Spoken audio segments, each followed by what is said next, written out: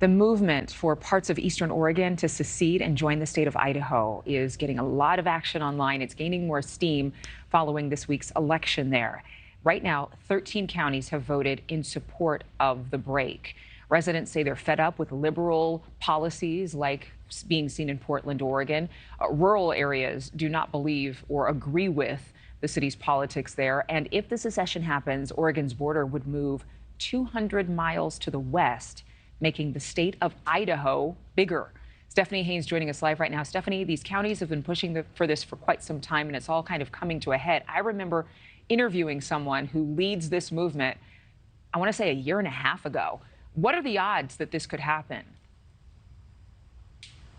Yeah, well, right now it's still pretty much an uphill battle because the reporting shows that it's going to have to be approvals from both state legislatures, right, from both Oregon and Idaho, and then this approval from Congress. But as you said, it's really resonating. The story of it is really resonating because, like you said, it's the people of Eastern Oregon who are more conservative in their values, who are fed up and want to leave and break from the more liberal policies of their fellow statesmen from the West, where Portland is. And it's particularly over policies when it comes to crime, when it comes to taxes. Here's this proposed border. You can see how much the border would move 200 miles to the west towards the ocean there and make this movement called Greater Idaho. As you said, been going on for years, this effort to move state lines so Republican voters can join up with Idaho.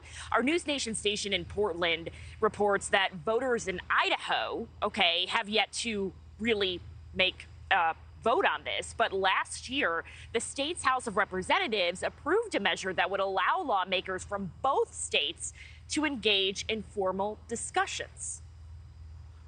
How do you go from these non-binding votes that counties say, hey, this might be a good idea, to actually joining Idaho?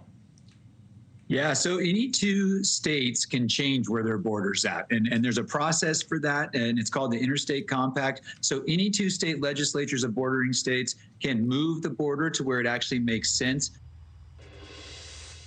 Okay, so obviously there are people out there who do think that this is not a good idea. There have been people who have voiced their opposition, including one of Oregon's Democratic senators. And then on a more practical level, there are critics who say, there's a lot to play into moving to another state, when it comes to taxes, social policies, jobs. There's a lot to get figured out, even if this, in theory, does go through. Adrian. All right, Stephanie, thank you so much. Thanks for watching, everybody. Go to joinnn.com to find NewsNation on your television provider.